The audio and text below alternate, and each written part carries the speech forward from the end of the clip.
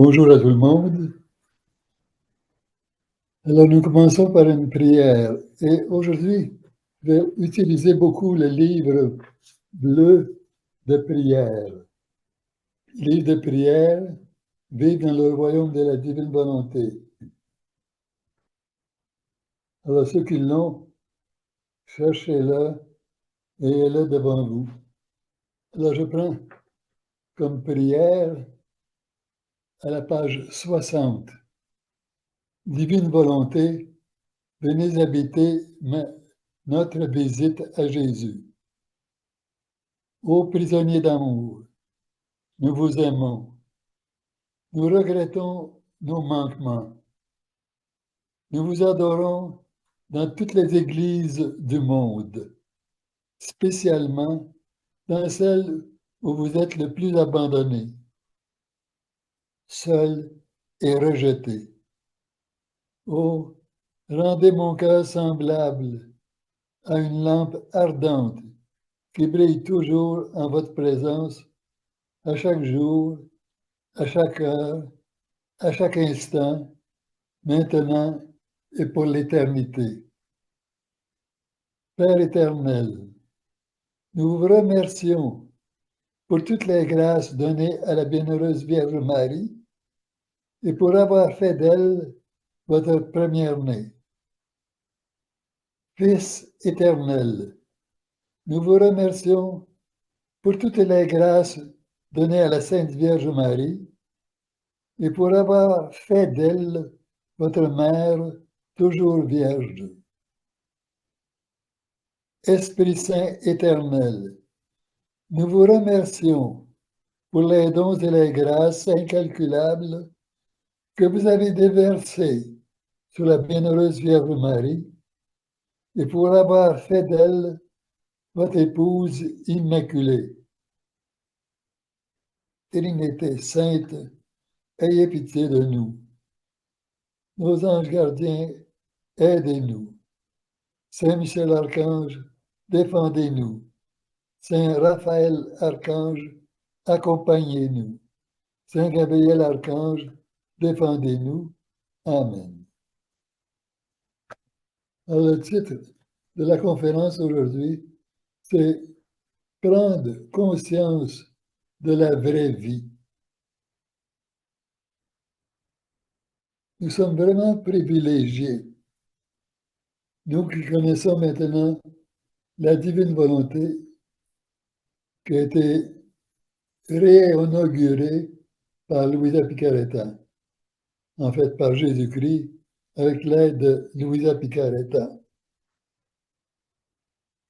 Si on regarde dans l'Église, tous les grands saints et les grandes saintes, il y en a beaucoup qui nous dépassent complètement en sainteté, en vertu, en capacité, en ardeur envers Dieu. Par contre, nous sommes plus privilégiés qu'eux parce que nous avons accès à la divine volonté par la grâce de Jésus.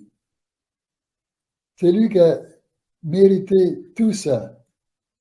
Beaucoup de choses nous sont connues, mais en fait très peu au point de vue du divin, de l'éternité divine, au point de vue de Dieu. Nous pouvons connaître, comprendre, mais ce n'est pas la même chose que d'en vivre intensément. Dieu a vu qu'il savait tout d'avance, c'est certain. Quand il a créé l'homme, il l'a créé parfait sur la terre, avec toujours une possibilité plus grande d'aller vers la divinité, ce que Adam et Ève ont manqué, comme nous l'aurions fait. Quand j'étais jeune, j'avais 5 ans, je me rappelle, je me disais, quand j'ai entendu cette histoire-là, moi, si j'avais été là, j'aurais été beaucoup plus fin. J'ai appris plus tard, à mes dépens, c'est pas vrai, pas mieux qu'Adam. moins bon qu'Adam, parce que je suis né avec les défauts du péché originel, les faiblesses, ce que Adam et Ève n'avaient pas au début. Ainsi, malgré toute leur perfection, leur force, ils ont été bernés par le démon. Alors, nous le sommes constamment. C'est pour ça que l'utilisation du sacrement de pénitence, ce n'est pas une charge lourde. Au contraire, ceux qui auront reçu le sacrement de pénitence plus souvent seront plus élevés car ils reçoivent plus de lumière. Il ne faut pas faire le sacrement de pénitence comme une répétition automatique, mais c'est reconnaître nos faiblesses devant Dieu et demander sa grâce. C'est ça le but et l'avantage de la confession. Je me rappelle un jour, j'ai rencontré un ministre protestant en Afrique qui m'a dit, vous êtes chanceux, vous les catholiques, vous avez le sacrement de confession. Nous, on ne l'a pas. Quelquefois, on peut faire une confession publique, mais ce n'est pas la même chose que d'aller, comme vous dites, à un sacrement, et là, le Seigneur vous enlève vos fautes.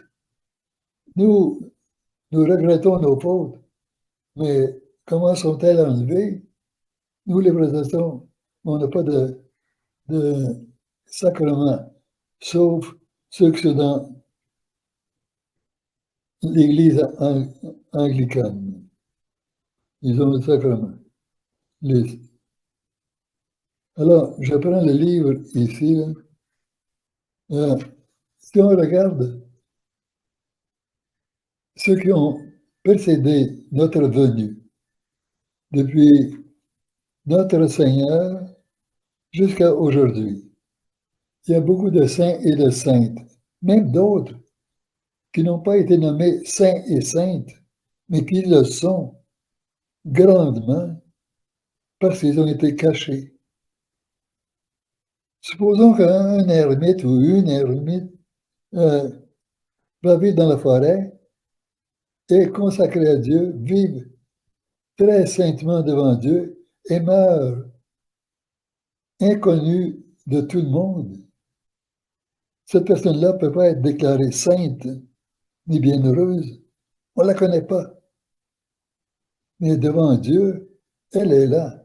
Alors, il y en a beaucoup de saints et de saintes qui ne sont pas connus, déclarés par l'Église saints et saintes, mais qui sont de grands saints et saintes.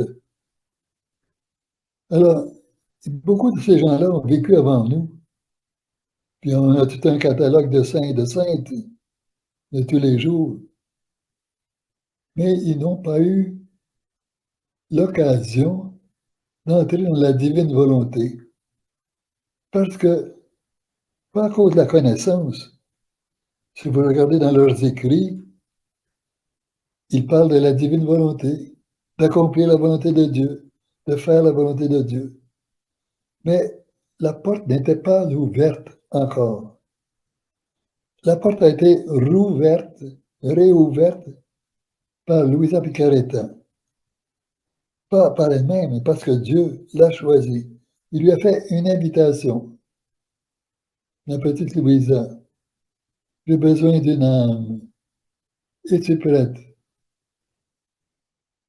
Puis il s'est monté à elle, de son balcon à elle. Lui s'est monté sur la route, sur la rue, avec une croix, comme s'il s'en allait au calvaire. Âme, aide-moi. Et elle a compris ce message, qu'il l'a atteint dans son âme, pas juste dans ses oreilles, dans son âme, à 6 ans. Une faveur immense. Et elle a répondu oui, par toute sa vie. Elle a eu des petits défauts, c'est certain, des petites fautes, oui. Des fois, elle n'avait pas confiance, ou elle était énervée, puis elle ne comprenait pas trop, puis notre nature humaine euh, est apte à se rebeller, mais jamais de gros péchés. Toujours assez soumise au Seigneur, à ses confesseurs, à l'Église. Même quand les volumes lui ont été enlevés, soudainement, tchouk, pourtant son directeur spirituel et les autres, Annibal Di Maria di Francia, et les autres, lui avaient dit que tout était correct. Mais là, elle se fait enlever par l'Église, ces volumes, puis on va presque quasiment la condamner. Dire que ça, là, c'est pas beau. Elle a vécu toutes sortes d'épreuves. Mais à la fin, puis on a eu du dicaster des saints et des saintes de Rome, une lettre reconnaissant que tous ces écrits sont libres d'erreur, aucune erreur théologique ou morale. Et maintenant, on étudie sa vie pour pouvoir la déclarer euh, bienheureuse et sainte plus tard. Il y a un degré. La divine volonté, c'est un cadeau que beaucoup d'autres, avant Louisa Picaretta, n'ont pas eu. Est-ce qu'on comprend vraiment qu'est-ce que c'est la divine volonté? Ça prend un peu de temps pour être éclairé, parce que notre tête est un peu nébuleuse dans ces choses divines. Même des choses ordinaires nous prennent du temps quelquefois. Il y en a, c'est pour l'écriture, il y en a, c'est pour la lecture, d'autres, c'est les mathématiques, d'autres, c'est la science extérieure, le comportement, euh, obéissance aux lois de la famille, de la société, etc. Alors, il y a des lenteurs en chacun de nous. Quelquefois, même si on connaît, même si on a compris la chose, avant que nous l'exécutions, ça prend un peu de temps. Alors, nous sommes vraiment privilégiés d'être dans le cadeau de la divine volonté. Si vous avez le livre de prière bleue, je suis à la page 8. Maintenant, je vais à la page 9. Le cadeau fut annoncé par les prophètes. Alors, il y a des choses que, quelquefois, qui sont voilées, comme Moïse, quand il est descendu de la montagne, après avoir parlé avec le Seigneur, a dû se voiler la face. Elle était lumineuse, comme Adam et Ève avant le péché originel. Adam et Ève n'avaient pas besoin de vêtements, ils étaient vêtus de lumière, une lumière éclatante. Alors, euh, cette lumière est arrivée à Moïse. Il a dû mettre un voile sur sa face pour ne pas éblouir ceux qui le regardaient. On ne peut pas regarder le soleil, et la lumière de Dieu est encore plus puissante que le soleil. Alors, ce cadeau a été annoncé. La première prophétie biblique se retrouve dans Genèse 3, 15. Elle a été adressée par Dieu à Satan. Dieu annonçait la venue d'un Rédempteur, c'est-à-dire le Messie.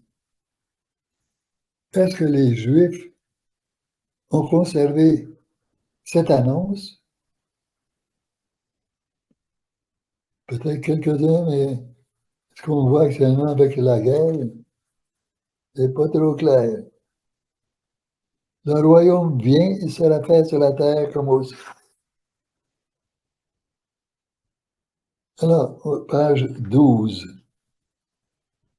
Quand nous prions maintenant, nous devons prier pour tous, au nom de tous. Autrefois, on demandait au Seigneur Seigneur, accorde-moi ceci, ou à cette famille, ou fais descendre ta puissance sur la terre. Mais on n'avait pas cette notion de prier pour tous et chacun en particulier.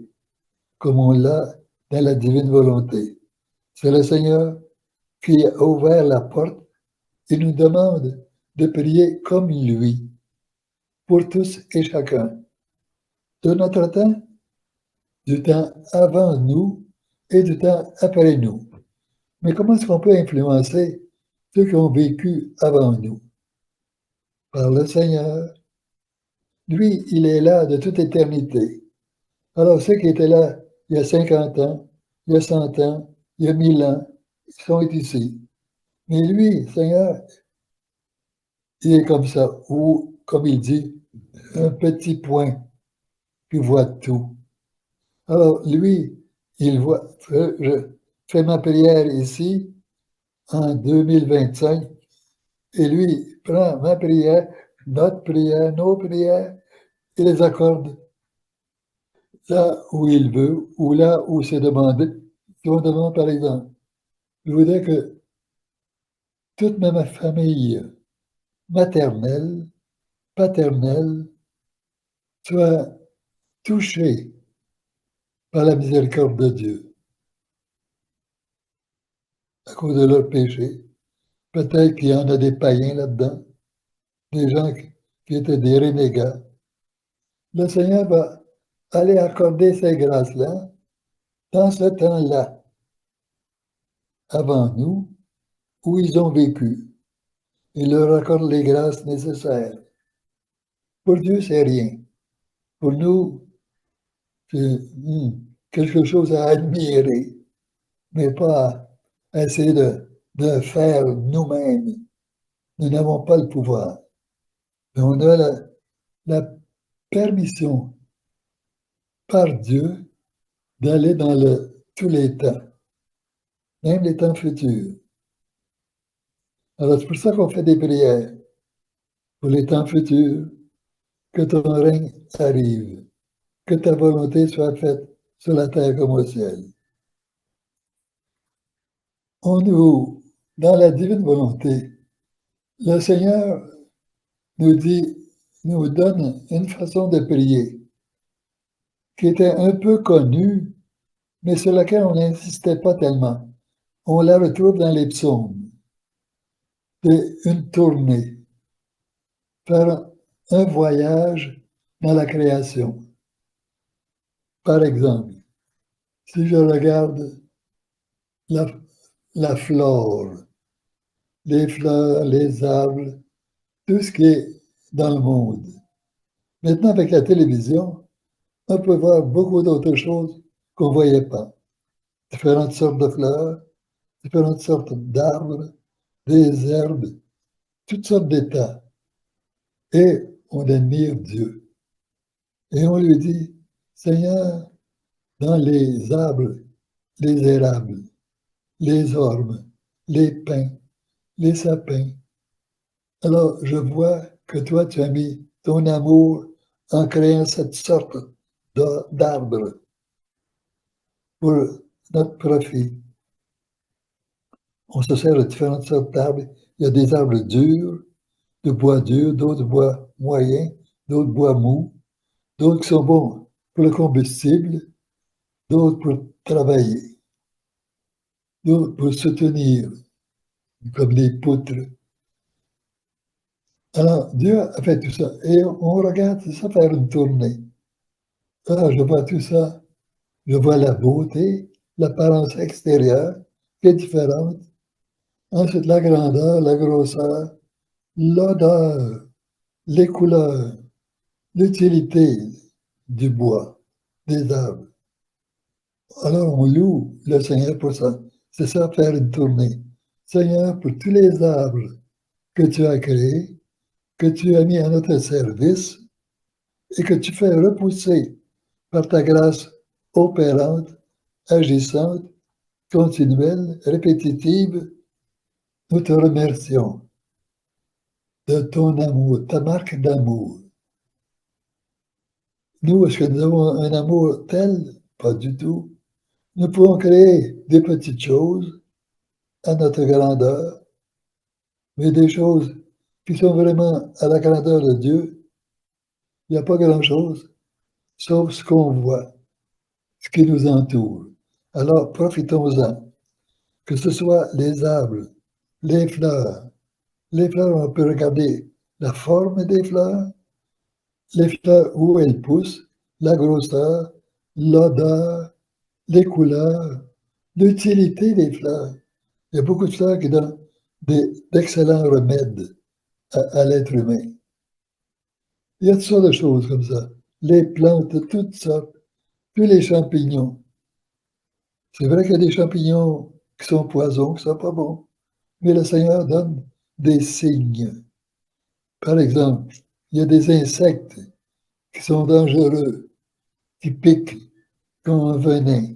Alors le Seigneur souvent donne des couleurs voyantes, noir et jaune, rouge et jaune, rouge et, et noir, jaune et noir, blanc.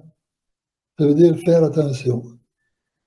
Alors, nous devrions remercier le Seigneur pour tout cela, que des insectes nous nourrissent.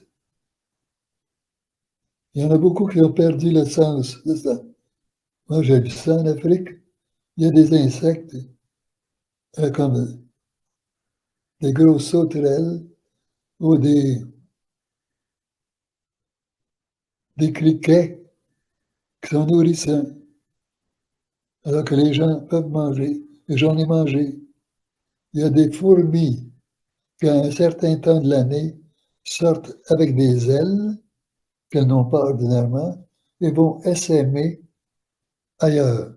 Alors les gens prennent ces fourmis qui sont assez grosses, longues comme ça, les rabattent dans un bassin d'eau. Alors, leurs ailes collent à l'eau et les empêchent de s'en aller. Alors les gens enlèvent l'eau à la fin quand ils ont rempli leur bassin et mangent les fourmis qui ont comme une pâte alimentaire grasse à l'intérieur. Et j'en ai mangé. Ils font frire ça. C'est un peu comme des patates frites. Il y a toutes sortes de choses comme ça. Alors, les animaux qui nous donnent de la viande aussi, des oiseaux qui nous avertissent de certaines choses. Alors, nous devons faire des tournées dans tout ce que le Seigneur a créé et essayer de découvrir la beauté, la bonté, l'utilité de ce qu'il a fait dans telle chose. Et c'est ça faire une drôle. Il lui dit, merci Seigneur pour ton amour. Merci d'avoir mis ça à notre disposition.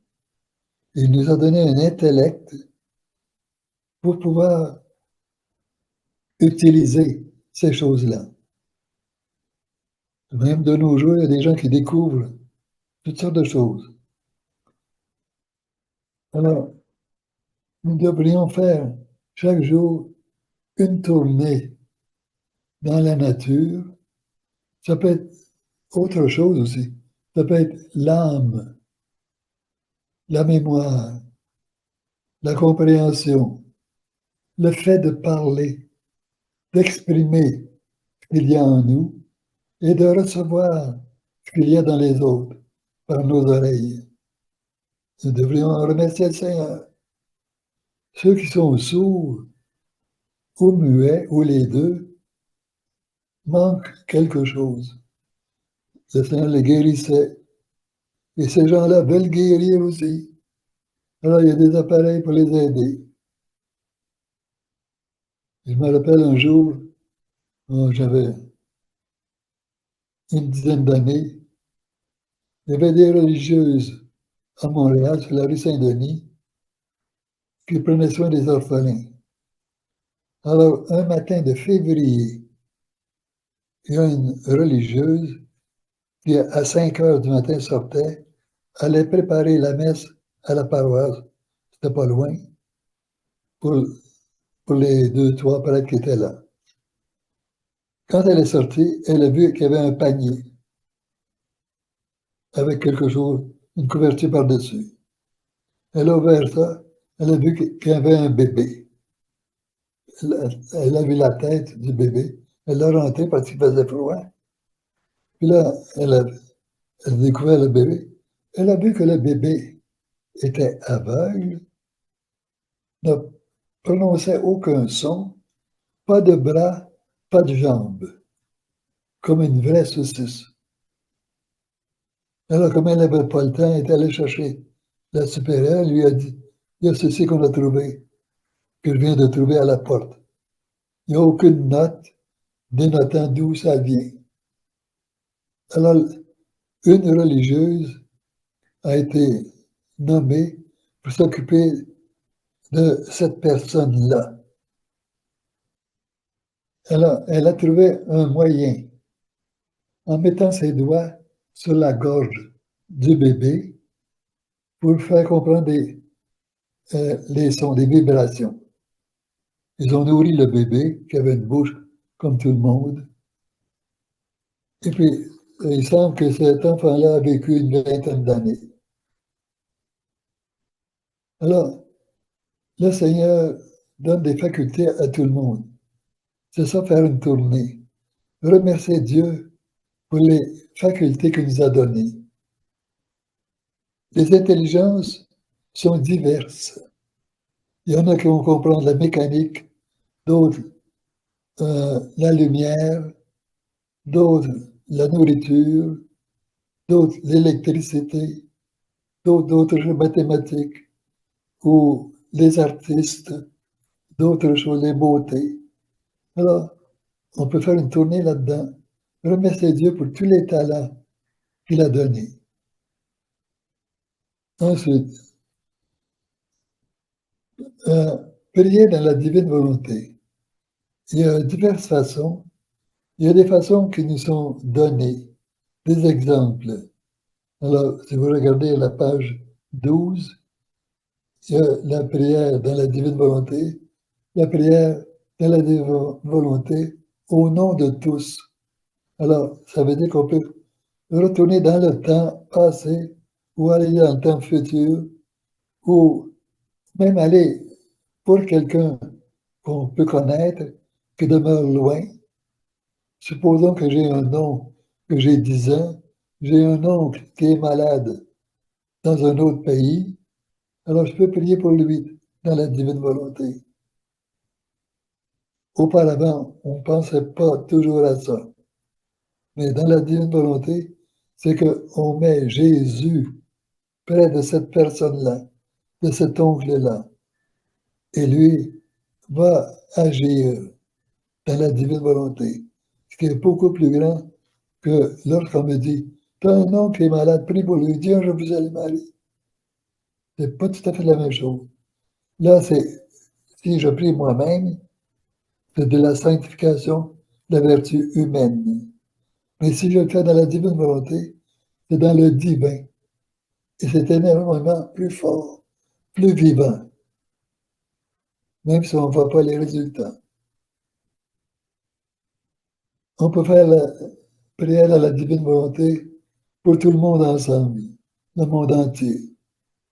Je fais une visite au Saint-Sacrement, alors je dis, Seigneur, je viens te prier pour toutes les veuves du monde, ou toutes les personnes seules, ou tous ceux qui ne te connaissent pas encore, ou pour tous ceux qui hésitent. Est-ce que je me fais baptiser dans l'Église catholique ou non? Alors, il y a toutes sortes de prières qui nous sont données dans ces livres de la divine volonté, que nous devrions utiliser, qui sont plus complètes très souvent que ce que nous pourrions imaginer. Ensuite, nous pouvons non seulement prier, mais aimer Dieu dans la divine volonté. Ça, c'est un pas de géant, parce qu'on peut dire à Jésus, Jésus, je t'aime avec tout mon cœur. Alors, c'est mon cœur de moi, André No, tout petit. Mais si je dis, Seigneur, je t'aime avec l'amour de ton Père, Seigneur Jésus, avec l'amour du Saint-Esprit, là, c'est un amour égal à Dieu. C'est le Père. Dans ce là puis il va dire à son fils, je t'aime. Comme il a dit lorsque Jésus a été baptisé par Jean-Baptiste dans le Jourdain, le Père a dit, celui-ci est mon fils bien-aimé, en qui j'ai eu toute ma faveur, mes complaisances, ma joie, mon amour. Alors ça, c'est un autre ordre, c'est l'ordre divin de Dieu. Et les mérites et le pouvoir sont infinis. Ça veut dire qu'il n'y a pas de limite. Et ça continue tout le temps. Parce que Dieu est toujours opérant dans ce qu'il fait. Il l'a dit dans ses livres quelquefois. Je fais un acte unique, mais ça comprend tout. Alors nous aussi, quand nous disons, Seigneur, je t'aime avec ton amour, avec l'amour de la Sainte Trinité, ou avec l'amour du Père, ou du Saint-Esprit, alors c'est un acte égal à ce qu'il attend de comme état divin. Au point de vue humain, on n'a pas cette grandeur pour arriver là. Mais le Seigneur, dans la divine volonté, nous fait participer. C'est pour ça qu'on dit fusionne-moi à toi. Se fusionner, c'est unir deux choses ensemble, en faire une. Ce n'est plus divisible, à moins par le péché grave. Alors, il y a aussi Notre-Dame. On apprend à l'apprécier, à connaître des qualités que nous ne connaissions pas. Quand elle a été créée, tout de suite, elle a été consciente, parce qu'elle n'avait pas le péché originel, et par une grâce spéciale de Jésus, elle était consciente de donner sa volonté à Dieu, complètement. Tout ce que tu veux, Seigneur, c'est le but de ma vie. Elle n'a pas discuté, mais les choses un peu difficiles, avertis-moi avant, fais-moi connaître ce qu'il faut faire. C'est un don total de Marie dans la divine volonté. Et elle nous éduque à faire un peu ce qu'elle a fait dans les 31 jours de la vie de Marie. Ensuite, on nous apprend à faire l'acte préalable. Qu'est-ce que c'est l'acte préalable? C'est le matin. Idéalement, quand on se réveille, ça devrait sortir de nous. Seigneur, je donne tout, toute ma journée, toute ma volonté, toute ma vie pour accomplir ce que tu veux aujourd'hui. Fusionne-moi à toi et je ne veux pas manquer. C'est vrai que, étant humain, faible, nous allons l'oublier, surtout au début. Le but, le Seigneur le veut, il l'a dit à Louisa, c'est de faire un acte continu.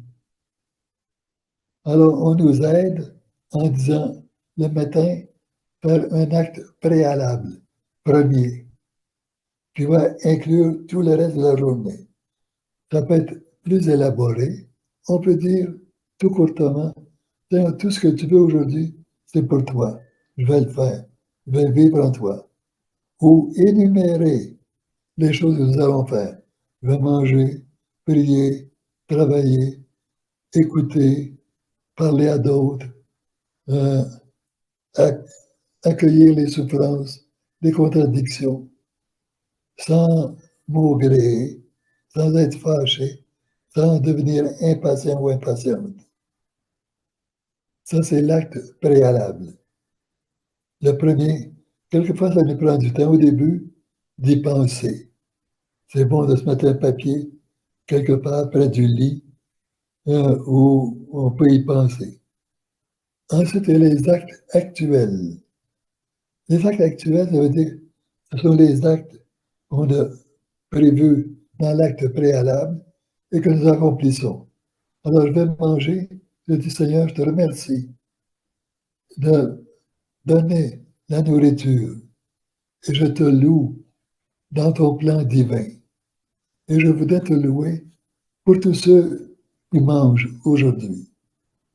On peut faire différents actes actuels le plus souvent possible, comme arriver à vivre d'une façon continue dans la divine volonté. Il nous invite, le Seigneur, par la règle d'or. Seigneur, je désire vivre dans la divine volonté. Entrer comme tu veux, dans tout ce que tu veux. Et quelquefois, on l'oublie. Moi-même, j'oublie souvent. Je voudrais que j'ai un acte continu. Et quelquefois, je suis pris par d'autres choses. Je suis distrait et j'oublie. Et je me dis, j'ai laissé passer ça. Une contradiction. Au lieu de l'offrir au Seigneur, je tire de mon côté. Alors, ce n'est pas vraiment un acte continu. Ça prend du temps. Comme je l'ai dit à la dernière conférence, moi je pensais qu'un jour, quand Dieu a dit, je reviendrai avec mon règne sur la terre, quand il y aura un certain nombre de personnes, d'actes faits de la divine volonté. Moi j'imaginais, ah ben, il va y avoir quelques milliards sur les 8 milliards qui vont être collés à la divine volonté. Mais quand je regarde ma vie, combien ça prend de temps pour être continu chaque jour? Et même Louisa Picaretta, ça lui a pris du temps. Elle était prise par son affaire. Et elle avait un avantage que nous n'avons pas. Elle était clouée au lit.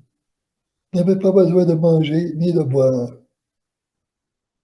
Quelque chose, on va dire, ben, c'est pas plaisant.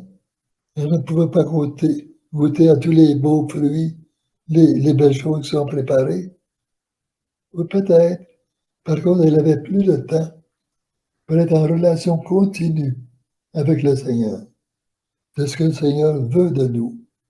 Alors, il comprend très bien que nous sommes distraits, que quelquefois, on passe à côté. Alors, moi-même, je m'en aperçois. Je ne fais pas un courant continu dans la divine volonté. Il y a des brisures, des arrêts involontaires.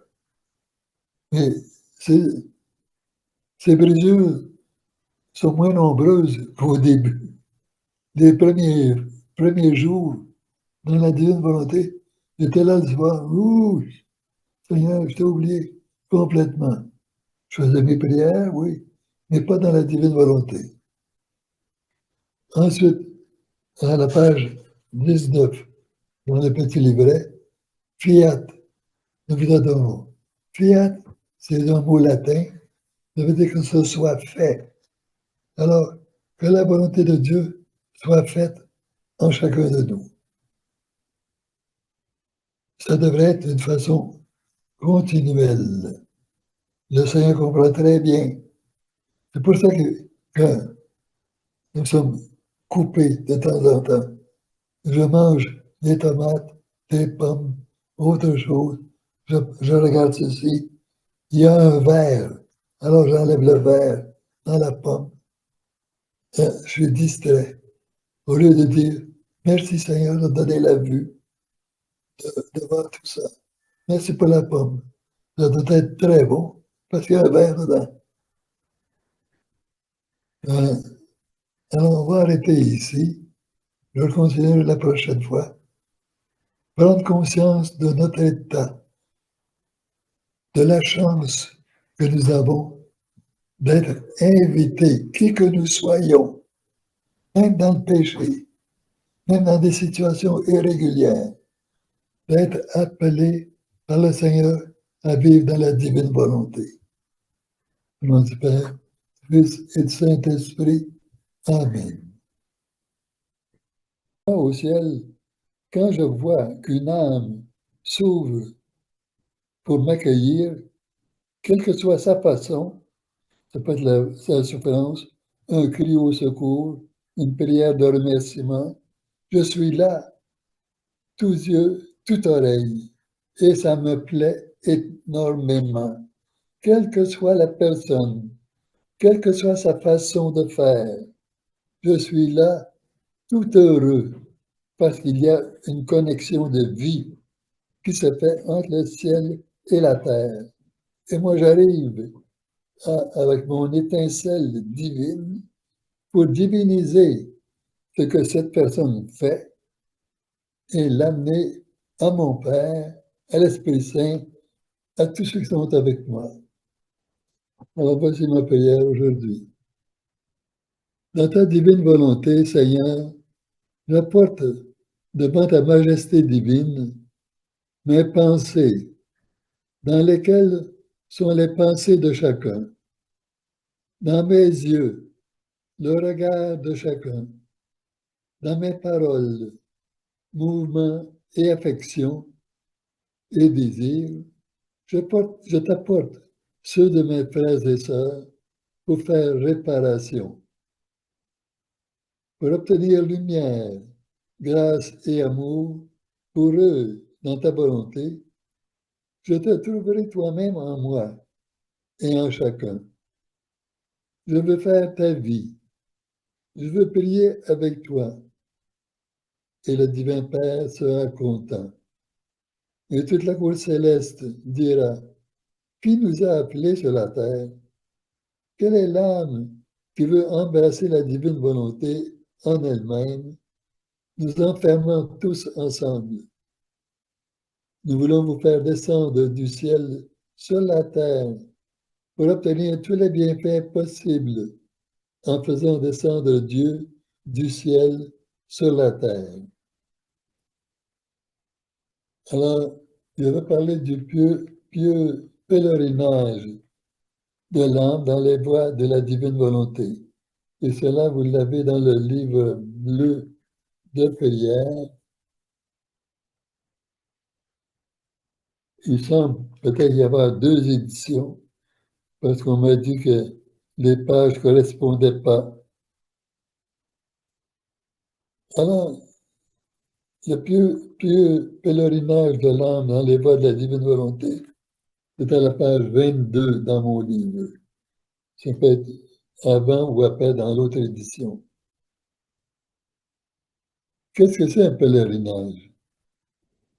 C'est oublier nos conditions de vie matérielles pour s'imbriquer davantage dans quelque chose de spirituel qui nous purifie en même temps. Et c'est un cheminement, non seulement que nous faisons et semblons gouverner, mais dans lequel nous ouvrons notre âme à la divine volonté, à ce que Dieu veut nous communiquer, et Marie, et nos anges. Est-ce que nous sommes à l'écoute de nos anges? Eux, ils ont été placés là pour chacun de nous, tout particulier, présent, pour nous aider dans toute notre vie, à chaque instant. Et c'est le plus nous écoutons, le plus nous allons nous apercevoir qu'ils nous dirigent très bien. Il y a des choses qu'on fait sans y penser, mais qui ne sont pas les meilleures dans nos prières, dans nos actes, dans notre charité, dans notre foi, dans notre espérance, dans notre repentir. Et les anges sont là pour nous éclairer. Quand tu pourrais faire mieux, ou il y a une meilleure manière, ou touche à ça. Ils nous aident pas seulement dans le côté spirituel, les anges, mais ils sont là pour le tout de nous-mêmes, de chacun de nous, dans notre petitesse. Nous avons dans chacun de nous des points qui sont très bons, qui viennent de Dieu, de sa grâce. Mais il y a d'autres choses qui viennent de plus bas en nous, de nos faiblesses, de nos apprentissages qui n'ont pas toujours été très sages, de nos façons de faire qui ne sont pas toujours les meilleures et que nous pouvons améliorer. Et les anges sont là pour nous aider, nous dire quoi faire, comment le faire, réfléchir. Hmm. Et jamais ils n'utilisent un fouet, jamais ils ne viennent nous frapper. C'est une suggestion. Alors, il faut être ouvert à toutes ces choses-là, puis leur dire, mon ange gardien ou mes anges, aidez-moi, éclairez-moi. Ils le disent souvent. Et là, ça va les encourager à nous parler. Parce que souvent, ils nous parlent et ça passe comme un nuage. Ça ne nous touche pas. On ne nous apprend pas ça quand on est jeune. Mais maintenant, on le dit dans la divine volonté. On complète, on enrichit notre cheminement spirituel, notre pèlerinage avec l'aide des anges aussi. Alors, il y a eu le fiat. Fiat, comme on l'entend souvent, c'est un mot qui vient du latin, qui vient du mot facere, faire. Alors, fiat, ça veut dire que ce soit fait. Et on utilise souvent ce mot-là dans la divine volonté. On dit que les trois fiat. Qu'est-ce que c'est? Pour quelqu'un qui est nouveau dans la divine volonté, les trois fiat, qu'est-ce que c'est? Ce sont les actes de Dieu. Trois grands actes qui nous concernent beaucoup. Le premier, personne ne le sait. Le deuxième non plus. Le troisième non plus. N'est-ce pas? Tous ceux qui sont à l'écoute le savent très bien. Le premier fiat, c'est le fiat de la création. Qu'est-ce que ça veut dire? Avant que Dieu ne prononce ce mot fiat, est-ce qu'il l'a prononcé? Il n'a pas de bouche. Il n'y a pas de son. Il peut produire un son comme il veut, il n'a pas besoin d'une bouche. Mais il a pensé et ça s'est fait. Et comme il s'est dit quelque part, parce qu'on dit le premier jour de la création, c'est ce qui est dit dans la Genèse. La Genèse, c'est le premier livre de la Bible. Le mot Genèse veut dire commencement. Dans notre vie, il y a eu un commencement. Alors, c'est notre Genèse. Dans la Bible, c'est la Genèse qui commence à décrire ce qui est arrivé par l'acte de Dieu. Avant que Dieu ne dise son premier fiat à notre connaissance, peut-être qu'avant que nous soyons, qu'il a déjà dit des fiat ailleurs, on ne sait rien. Il est infini. Ça veut dire aucune limite. Nous-mêmes, nous apprenons à le connaître. Mais lui, il n'a pas besoin d'être connu pour exister, pour faire sa vie. Il est là de toute éternité, infini dans le temps. Il n'a jamais eu du passé, du présent, du futur. Tout est un en Dieu. Ça, pour nous, c'est pas mal difficile à gober. Pourquoi? Parce que nous sommes dans un monde fini, limité. Pas fini en le sens de terminé, mais limité, très limité. Dieu était illimité dans tout. Et en lui, il n'y a aucun mal. Il est parfait.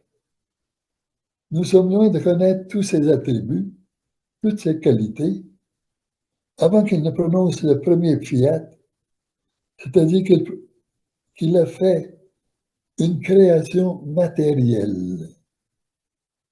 Il existait. Aucun besoin de matériel, pas besoin de boire de l'eau, pas besoin de nourriture pour vivre. Il est là en plénitude, en satisfaction, en joie parfaite par lui-même. Il n'a pas besoin de l'homme pour le consoler. Il est là. Et ils sont trois à s'entretenir entre eux-mêmes. Trois qui? On dit trois personnes. C'est nous qui avons inventé le mot personne avec la grâce de Dieu. Mais on les nomme pour qu'on puisse les connaître, le Père, le Fils et l'Esprit Saint. On dit, ça c'est selon nos connaissances actuelles, le Père est là. Nous avons une connaissance de la paternité et de la maternité ici sur la terre. Lui, Dieu, on l'appelle le Père. Alors, c'est comme l'être principal. Mais en étant principal, il n'y a pas d'être secondaire, diminué. Les deux autres ne sont pas diminués. Ils sont égaux à Dieu le Père. Même si on les nomme fils, pour nous, dans notre connaissance, il y a le Père puis le Fils. Ou la fille, ils sont moindres que le Père quand ils viennent au monde. Ils grandissent et ils s'épanouissent. Mais en Dieu, il n'y a pas de ça. Il n'y a pas de grandissement, d'épanouissement qui va les faire grandir davantage. Non, ils sont parfaits. Alors, il y a le Père, il y a le Fils et le Saint-Esprit. Ce sont des connaissances qui nous ont été données, inspirées par Dieu, mais dont nous sommes loin de connaître tous les effets. On dit que Jésus est le Fils. Alors, il y a des peintres qui ont essayé de peindre euh, la Trinité sainte. Ils mettent le Père, le Fils et le Saint-Esprit comme trois personnes que nous pouvons voir pour pouvoir nous-mêmes nous imaginer ce que c'est la divinité. Mais en fait, il n'y a pas de couleur en Dieu, il n'y a pas de corps, il n'y a pas de division. Il y a le Père, c'est une unité. Il y a le Fils, c'est une unité. Il y a l'Esprit Saint, c'est une unité. Les trois sont Dieu, égaux entre eux. Des fonctions différentes.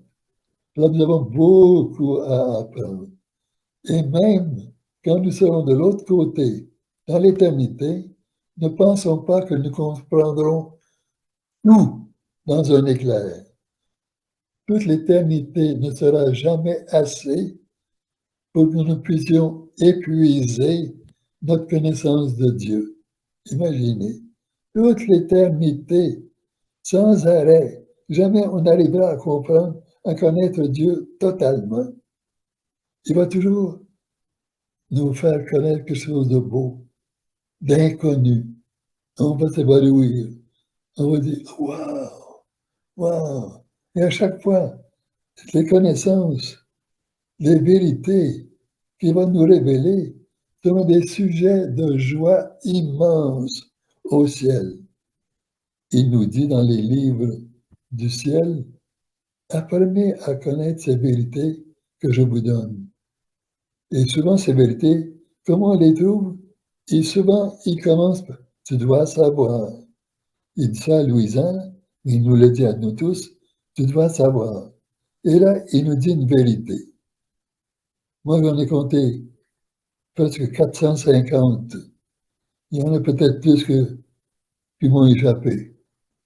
En tout cas, puis ça, c'est pour notre limitation à nous sur la Terre. Essayez de vous en souvenir de 450 vérités que dans les 36 où vous êtes meilleur que moi. C'est en les lisant, en les relisant, que nous apprenons, que nous découvrons la richesse de Dieu. Alors, dans la divine volonté, l'océan s'est ouvert pour nous abreuver de toutes sortes de choses célestes, d'une vie qui est beaucoup plus forte, plus près de Dieu. Nous avons vécu avant la divine volonté une vie pas mal terre à terre. Oui, on fait notre possible, on accepte ceci, on fait ça. Mais c'était tout de l'humain. Tandis que maintenant, dans la divine volonté, et Jésus a commencé à la révéler par Luisa Picaretta, quoi qu'elle existait, en Marie. Alors, il a voulu nous révéler beaucoup de choses pour nous inciter, pour nous donner le goût d'être avec lui. Et le meilleur goût d'être avec lui, c'est pas c'est la souffrance. Hum. Pourquoi? Parce que ça demande un effort. Et Dieu apprécie les efforts de chacun. Une petite âme peut faire de gros efforts bien meilleurs qu'une grande âme. Alors chacun a la chance de s'épanouir dans sa petitesse, dans son cocon.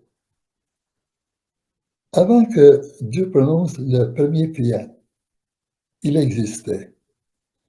Et là, on dit le Père, le Fils, ça nous a été révélé. C'est pour nous qui avons concocté cette filiation.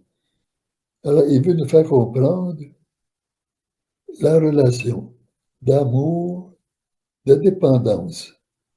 Mais une dépendance qui n'est pas celle d'un père et d'un fils sur la terre, d'un enfant envers son père ou sa mère. C'est une dépendance amoureuse, une adoration, un amour, un désir de l'autre que nous connaissons à peine. Parce que nous sommes souvent obnubilés, c'est-à-dire alourdis par notre moi-même. Moi, j'aime les tomates, j'aime les pommes. Alors, ce sont des choses, des agrégats qui sont propres à moi et qui m'alourdissent. Tandis qu'en Dieu, il n'y a rien qui l'alourdit. Et l'Esprit Saint, c'est la relation entre le Père et le Fils, entre le Dieu Père, entre le Dieu Fils. Il y a une relation, et cette relation est tellement forte qu'elle produit l'Esprit Saint. Mais quand j'utilise le mot produit, c'est pas correct, parce que ça vient pas après. Un produit, pour nous, vient. Une manufacture qui produit des outils. Il y a un champ de patates qui produit des patates. Ça vient après. Alors, on a toujours nos petites limites. En Dieu, il n'y a pas de limite. Alors, est-ce que nous comprendrons Dieu comme ça au ciel? En partie au début. Et petit à petit, nous découvrirons la grandeur, la beauté, la richesse, la joie d'être avec Dieu. Et d'être pas seulement avec Dieu, mais d'être ses enfants. Alors, on ne l'appellera pas Père pour rien, puis lui ne nous appellera pas ses enfants pour rien. Parce qu'à chaque fois, il y aura une grâce, un amour, une joie, une explosion de d'éternité, de divinité en chacun de nous. Alors, il ne faut pas commencer à dire, mais j'espère qu'au ciel, ça va être comme ça, que les fruits que j'aime les bananes, les oranges, les pommes. J'espère qu'au ciel, il va y avoir des oranges, des pommes, des bananes. Ça, c'est pas mal limité à notre condition humaine, où il faut manger pour vivre. Mais au ciel, on n'aura pas besoin de manger pour vivre. Nous vivons d'une autre chose, de la divinité. Et cela nous donnera un contentement, une joie immense. Et le Seigneur vient nous préparer dans ces derniers temps en nous ouvrant le chemin de la divine volonté. Alors, avant le premier fiat, Dieu existe toujours. Combien de temps il a existé dans l'éternité? Aucun temps.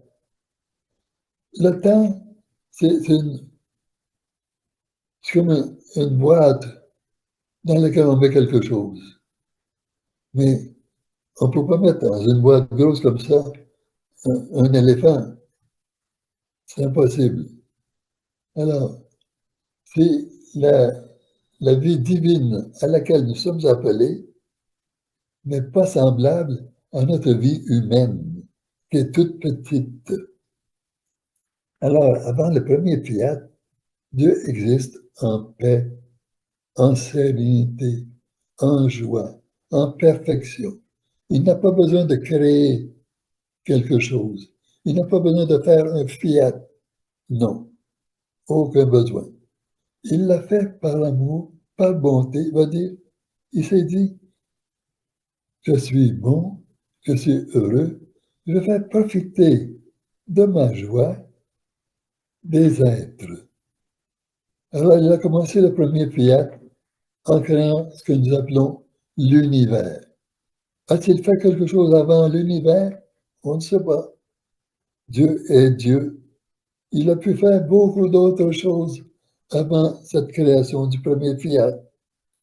Nous, le premier fiat, c'est ce qui nous concerne. Il a fait ce qu'on appelle l'univers. Et l'univers, c'est quoi? C'est pas seulement les astres, c'est tout un complexe matériel. L'air, c'est du matériel. L'espace vide entre les astres, les soleils, les étoiles, les galaxies, c'est du matériel. Pas un matériel semblable à celui que nous touchons. Ça, c'est du matériel matériel. Il y a du matériel beaucoup plus léger. Il y a toutes sortes de choses là-dedans. Et l'homme ne connaît pas, moi je dirais, le millionième de ce qui a été créé. Il y a- on dit même qu'il y a des galaxies qui se font voir maintenant, qui n'étaient pas vues autrefois. Pourquoi? Comment ça se fait? C'est que Dieu a créé quelque chose et ici, il a mis une galaxie. Disons, appelons-la la galaxie A. Et là, il a créé cette galaxie, mais tellement loin que la lumière de cette galaxie nous arrive maintenant. Alors, nous voyons la grandeur de Dieu là-dedans. Dans le fiat, il a créé tous les astres. Il a créé la galaxie dans laquelle nous sommes. Il a créé le Soleil. Il a créé la Terre, la Lune. Et après, il a créé l'être humain. Mais avant de créer l'être humain, il a créé tout ce qui était nécessaire pour la vie de l'être humain. Parce qu'il était plein d'amour. Il veut que l'homme, sa création, soit heureuse. Alors, il a donné comme des principes aux choses pour nous rendre heureux. Mais nous rendre heureux, pas seulement au point de vue matériel, pas seulement nous faire grandir pendant un nombre d'années physiquement, mais il nous a fait un don des trois facultés, ce qui nous rend semblables à Dieu d'une façon. L'intelligence, l'intellect, la mémoire et la volonté. Et la volonté est la principale, parce que c'est elle qui nous rapproche le plus de Dieu. C'est elle qui nous permet d'adhérer à la divine volonté. C'est elle qui nous permet de choisir entre le bien et le mal. C'est elle, la volonté, qui peut nous aider à désirer imiter Jésus. Et Jésus est venu nous montrer un chemin qui est difficile pour nous, parce que nous recherchons toujours ce qu'il y a de plus facile. Alors, il nous a montré à désirer un chemin, celui de la souffrance, pour nous faire, pour nous faire comprendre que nous voulons vivre, non pas selon ce qui est plus facile à nous, mais qui nous rapproche le plus de Dieu. Il est venu sur la terre, non pas pour vivre une vie de roi facile, avec tous les agréments de ce qu'on désire sur la terre comme petit être humain. Il est venu nous montrer ce que c'est que la royauté. C'est de ne pas faire notre volonté, mais d'adhérer à celle de Dieu. Et celle de Dieu est d'une façon contraire à notre volonté, mais d'une autre façon, elle nous accapare, elle nous divinise. Et c'est à nous de dire oui à la volonté de Dieu, non pas à notre volonté. Notre volonté peut souvent être celle de Dieu, mais quelquefois elle peut être notre propre volonté. Alors, il a fait ses fiat, que tout soit pour la plus grande gloire de Dieu. Et quand nous faisons nos rondes, c'est-à-dire nos voyages, nos pèlerinages, pour remercier Dieu, chaque jour, on devrait en faire un petit pèlerinage, une petite ronde, un petit voyage, soit dans les arbres, les choses créées, les animaux, les épreuves, les connaissances que nous avons eues dans notre vie, les gens qui nous ont accompagnés, les sacrements. Il y en a beaucoup sur la terre qui n'ont jamais entendu parler du baptême. Ils ne sont pas enfants de Dieu. Nous le sommes. Quelle grâce! Est-ce que nous le remercions? On le remercie pour la nourriture. Oui, on ne l'oublie pas, ça. Est-ce que nous le remercions pour toutes les grâces qu'il nous a données, pour les sacrements, pour les souffrances qui nous ont rapprochés de lui?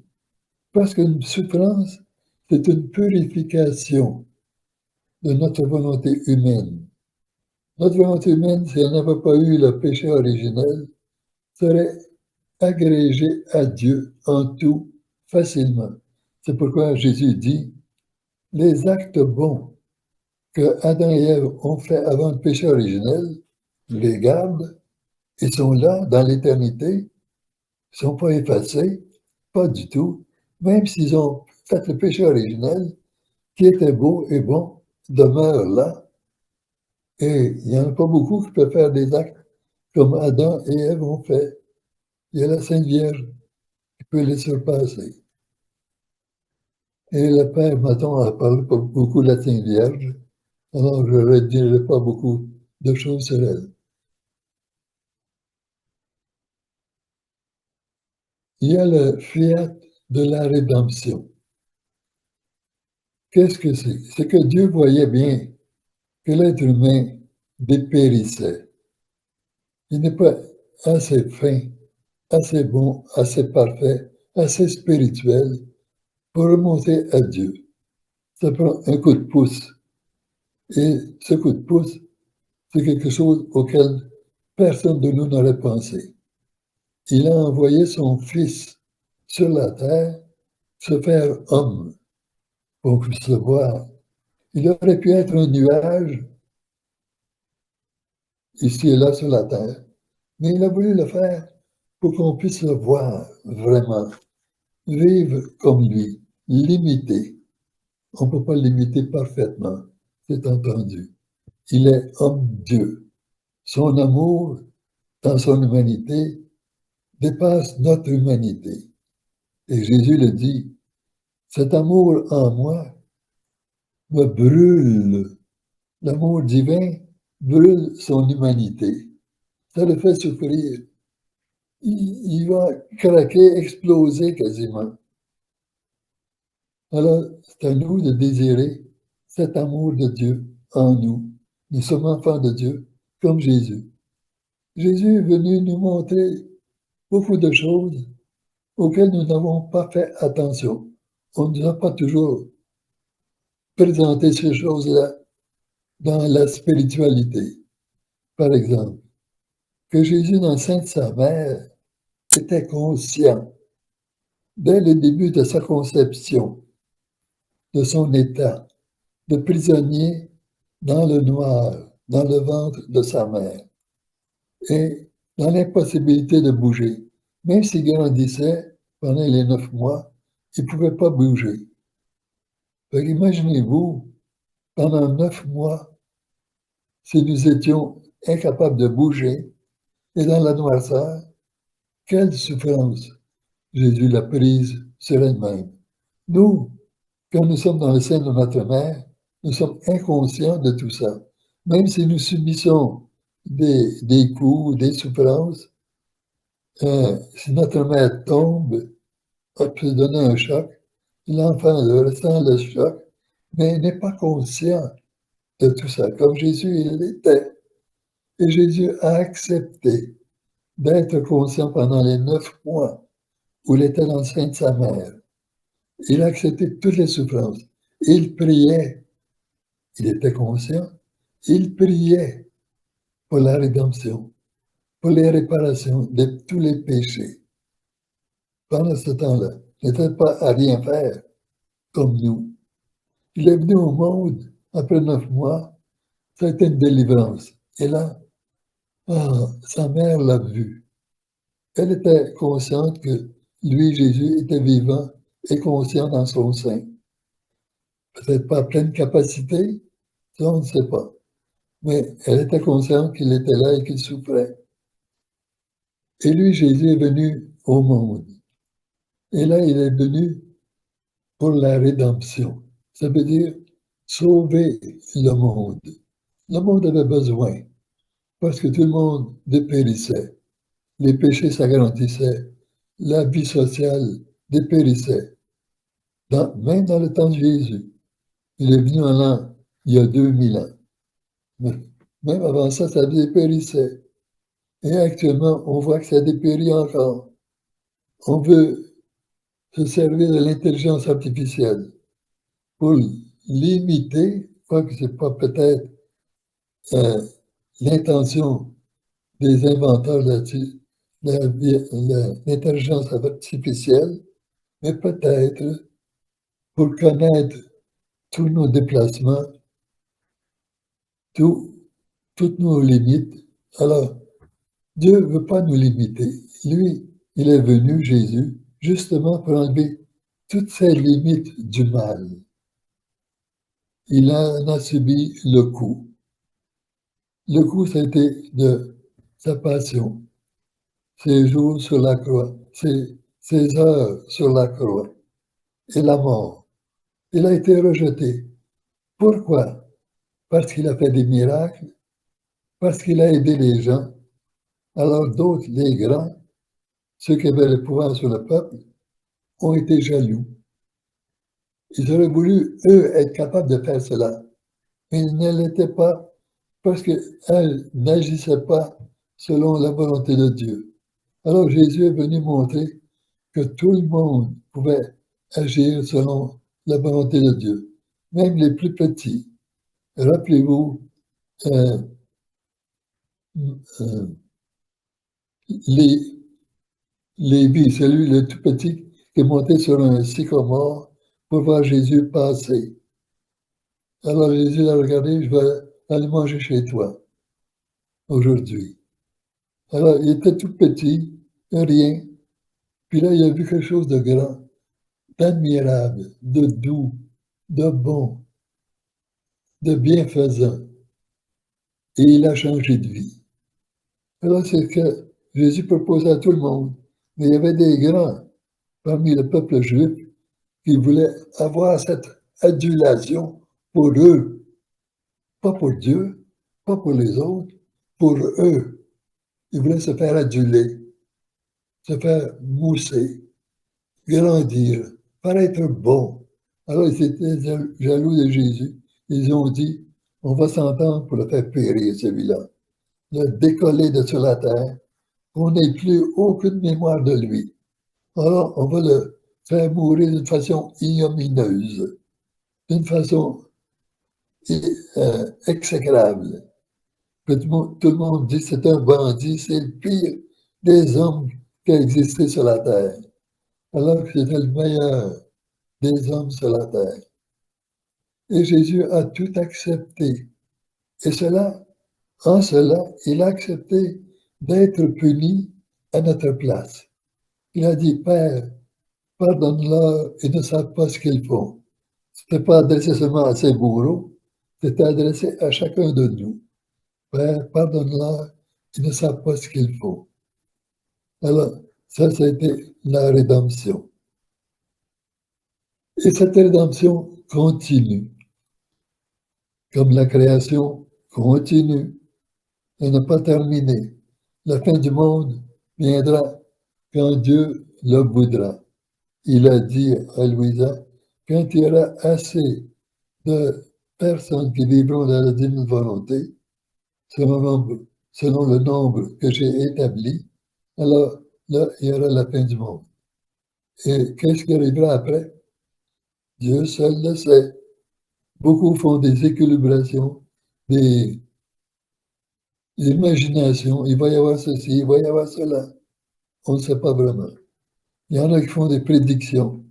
Sont-elles vraies ou non? On ne sait pas toujours. Il y en a qui sont vraies, mais il y en a d'autres qui sont fausses. Et dans tout ça, il y a le malin, le démon, le mauvais ange. C'était Lucifer, porteur de lumière. Qui est-il ce gars-là? C'est un ange des plus parfaits, le plus grand de tous les anges créés, de tous les êtres créés. Il était entre Dieu et la création des autres personnes. Alors, pas les autres personnes qu'on connaît, il y a les anges et les hommes.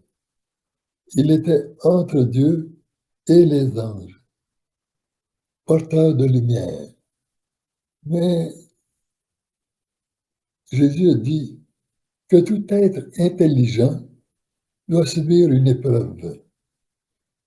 Alors, Lucifer a subi une épreuve.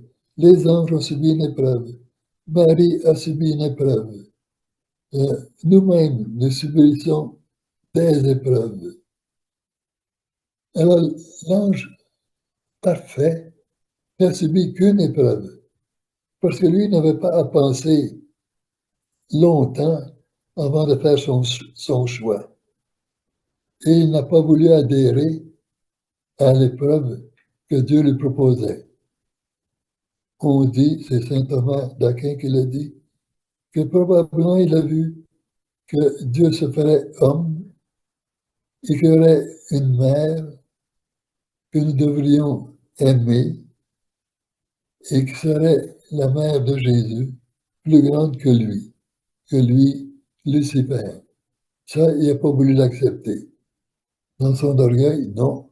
Je suis le porteur de lumière. Je suis après Dieu, comme un second Dieu. Mais là, il s'est pensé trop fin, trop haut, trop fort, trop divin. Et c'est là qu'il a péri. Tout. Dieu l'a dit, tu as subi ton test, tu as failli, alors tu es hors du circuit. Et c'est ce qu'on appelle le diable, le malin. Il est en enfer.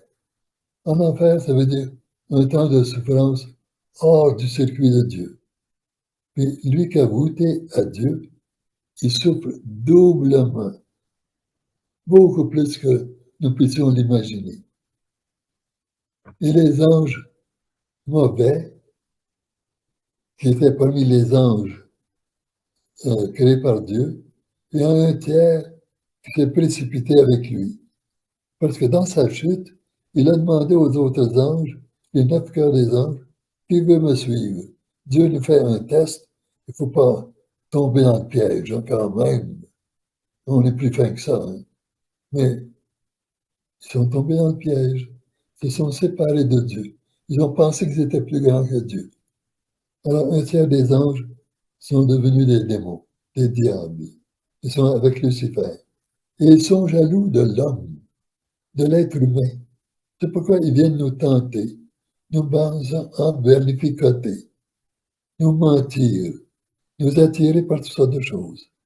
Mais Dieu nous a donné à chacun un ange, au moins un ange gardien. Il nous a donné l'Église avec les sacrements. Il nous a donné son aide, des grâces, aussi une entente de l'être humain. Si nous crions au secours, il nous entend. Il est là, oui, je viens à ton aide. Mais il faut le crier au secours. Il ne faut pas dire, je veux pas avoir un recours à Dieu. On dit, au secours, aide-moi, aide-moi. Et plus on le demande, son aide, plus on se reconnaît petit, sans défense, pécheur, plus il veut nous aider et plus nous progressons dans la petitesse vers le néant. Pourquoi le néant? Pour lui laisser la place. Si j'ai un ballon, je le remplis d'air rouge. Mais en fait, c'est l'air bleu qu'on veut. Alors, pour déloger l'air rouge, il faut introduire un peu d'air bleu. L'air bleu, il faut qu'il grandisse pour pouvoir déloger, pousser l'air rouge, le faire sortir du ballon. Alors, cet air bleu, c'est la grâce de Dieu, c'est la vie dans la divine volonté. Alors, plus on vit dans la divine volonté, plus cet air bleu de la divine volonté va pousser l'air rouge qui est en nous, nos faiblesses, jusqu'à reconnaître, Seigneur, je ne suis pas grand-chose. Je me pensais bon en ceci. Même les grands saints l'ont dit. Ils étaient solides dans une vertu et ils se pensaient solides. Et Dieu a permis qu'ils aient une faute pour qu'ils se reconnaissent petits et non pas trop solides dans leur vertu.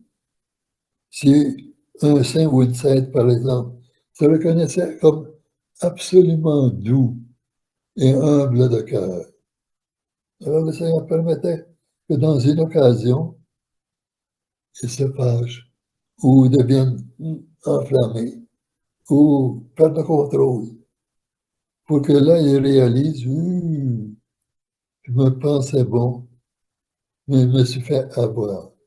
Pardon, Seigneur, pardon. Et je prends ça comme une leçon. Alors, nos faiblesses, ce sont des leçons pour nous aider à nous anéantir. Pourquoi nous anéantir? Pour laisser la place au bleu, pour laisser la place à la divine volonté. Que la divine volonté vienne à la place de notre volonté humaine. Notre volonté humaine n'est pas solide, pas du tout. Mais la volonté de Dieu, elle est très solide et très agissante auprès de Dieu. C'est pour ça qu'il dit, je viens diviniser vos actes. On dit le matin, on fait l'acte préalable.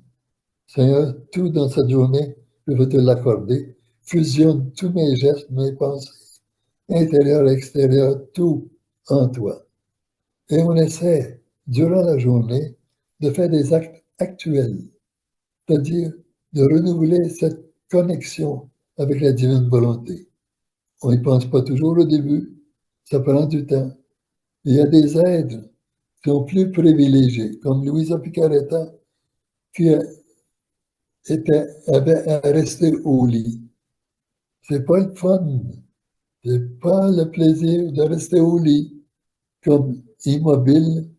Elle n'était pas invalide, non, elle pouvait bouger, mais le Seigneur la voulait au lit pour qu'elle soit totalement à lui, qu'elle laisse diviniser ses actes intellectuels, spirituels, même physiques. Alors, il a permis qu'elle n'ait pas à manger ni à boire pendant 62 ans, 61 ans ou 62.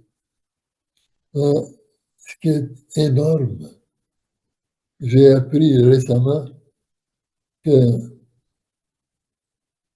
Marthe Robin a vécu 52 ans sans manger ni boire, le record dans l'hémisphère occidental. Il y en a une autre qui n'était pas catholique, qui a vécu sans manger ni boire, une Madame Biba, qui a vécu 60 ans. Mais Louisa a vécu 61, 62, je ne me rappelle pas, sans manger ni boire. Si elle prenait quelque chose, elle vomissait. C'était plus beau, plus aromatisant qu'avant qu'elle l'ait avalé. Alors, c'était un signe que le Seigneur la voulait avec lui. Alors, le Seigneur, dans la divine volonté, nous aide à faire le néant en nous, en ne les partissant de notre volonté humaine.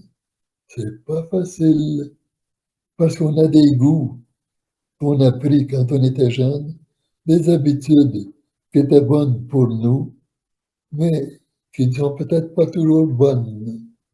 Et il faut dire oui au Seigneur. Une souffrance arrive, au lieu de dire j'en veux pas de ça, là, et ôtez-vous mon chemin, il faut dire merci Seigneur de tout ce qui nous arrive.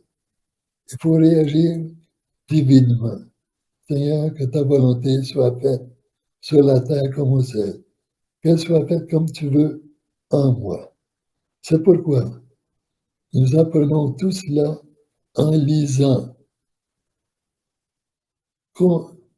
continuellement dans les livres de la divine volonté. Parce que même, c'est comme la Bible, même si on lit 3, 4 fois, il y a des choses qu'on n'a pas gobées, qu'on n'a pas compris, et que soudainement on dit, il me semble que c'était pas là, ou je l'ai passé par-dessus. Pourtant, c'était là, on l'a lu, mais on n'a pas compris. Comme je vous ai dit, Jésus a dit à Louisa, je t'enseigne des vérités. Les vérités sont venues de moi. Je y ai pensé, et là, je te l'ai dit. Je dis une vérité. Tu écris la vérité. Est-ce que Louisa a compris ce que ça voulait dire? Pas tout de suite. Et nous-mêmes, pas tout de suite. C'est en revenant, en relisant continuellement le livre du ciel.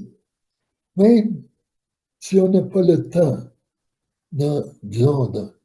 on est dans les derniers temps de notre vie, il nous reste 5 ans à vivre, le Seigneur permet que dans ces 5 ans, nous puissions vivre tout ce qu'il veut dans la divine volonté. Il va nous donner des occasions de vivre cela pour nous purifier, que nous adhérions à la divine volonté en n'accomplissant pas notre volonté. Quelquefois, on fait notre volonté sans y penser, et on écrase d'autres personnes, on écrase Dieu. Mais le Seigneur, petit à petit, va nous éclairer pour nous faire parvenir au meilleur de la divine volonté.